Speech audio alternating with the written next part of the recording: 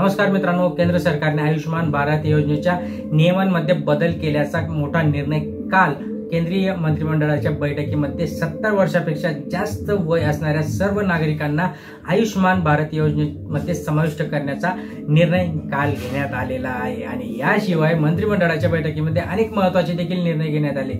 बैठकीनंतर केंद्रीय मंत्री अश्विनी वैष्णव यांनी सांगितले की पंतप्रधानांनी त्यांच्या निर्णयाशी वचनबद्धता व्यक्त केली आहे। ते म्हणाले की पंतप्रधान यापूर्वी म्हणाले होते की 70 वर्षांपेक्षा जास्त नागरिकांना, सर्व ज्येष्ठ नागरिकांना आयुष्यमान भारत योजनेअंतर्गत कव्हरेज दिले जाणार आहे आणि त्याचा शब्द त्यांनी पाडला।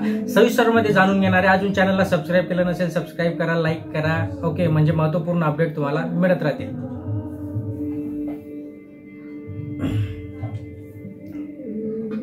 या योजनेची व्याप्ती वाढल्याने आता 4.5 कोटी कुटुंबांचा समावेश होणार असून यामध्ये 6 कोटी ज्येष्ठ नागरिकांचा समावेश करण्यात येणार आहे। या अंतर्गत प्रत्येक नागरिकाला 5 लाख रुपयांपर्यंतचे मेडिकल कव्हर दिले जाणार असल्याचंही स्पष्ट करण्यात आलं।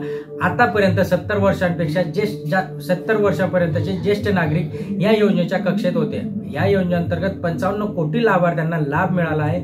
लाभार्थीची संख्या जी काही 12.34 कोटी कुटुंबातील आहे ती वाढणार आहे। मोदी सरकारने 2017 मध्ये ही योजना सुरू केली होती। आयुष्यमान भारत ही जगातील सर्वात मोठी विमा योजना असल्याचाही दावा केला जातो। सध्या देशातील सर्वात गरीब 40% लोकांना दरवर्षी 5 लाख रुपयांपर्यंत मोफत उपचार प्रदान करते। राष्ट्रीय आरोग्य धोरणांतर्गत मोदी सरकारने 2017 मध्ये ही योजना देखील सुरू केली होती।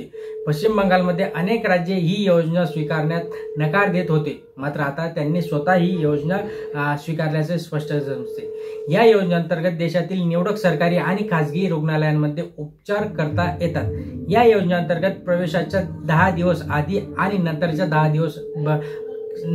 दिवसाचा जो काही खर्च आहे तोही याच्यामध्ये कव्हर होण्याचं त्यांनी सांगितलंय। कोणत्याही आजारासाठी रुग्णालयात दाखल होण्यापूर्वी आणि नंतरचा खर्च कव्हर केला जातो। यामध्ये वाहतुकीवरील खर्चाचाही समावेश त्यांनी केलेला आहे। ही चांगली बाब आपला लोकांसाठी आहे। यामध्ये सर्व वैद्यकीय चाचण्या, ऑपरेशन इत्यादीचा जो काही खर्च आहे त्यांचा समावेश केला आहे। या योजनेअंतर्गत आतापर्यंत 5.5 कोटींहून अधिक लोकांनी उपचार घेतला आहे। मंत्रिमंडळाच्या निर्णयाची माहिती देताना केंद्रीय मंत्री जे काही अश्विनी वैष्णव आहेत त्यांनी सांगितलं की आयुष्यमान भारत योजनेअंतर्गत ही एक योजना नवीन श्रेणी आता वाढण्यात आली, ज्यामध्ये 70 वर्षांपेक्षा जास्त वय असलेल्या वृद्धांना याच्यामध्ये समावेश केला आणि त्यांचा याच्यातनं विमाचं वय तो कव्हर होणार आहे। आता 70 वर्षावरील जे काही ज्येष्ठ नागरिक आहेत हे सर्वाधिक आरोग्य कव्हरेज असेल। एकूण ते 12.3 कोटी लोकांना याच्यातनं मदत होणार आहे आणि सगळ्यात जास्त म्हणजे याच लोकांना डॉक्टरची गरज असते आणि ती आता याच्यातनं भरून निघणार असल्याचं आपल्याला स्पष्ट होते। अशाच महत्त्वपूर्ण अपडेटसाठी चॅनलला अजून सबस्क्राइब केलं नसेल सबस्क्राइब करा, लाईक करा, जास्तीत जास्त शेअर करा। धन्यवाद।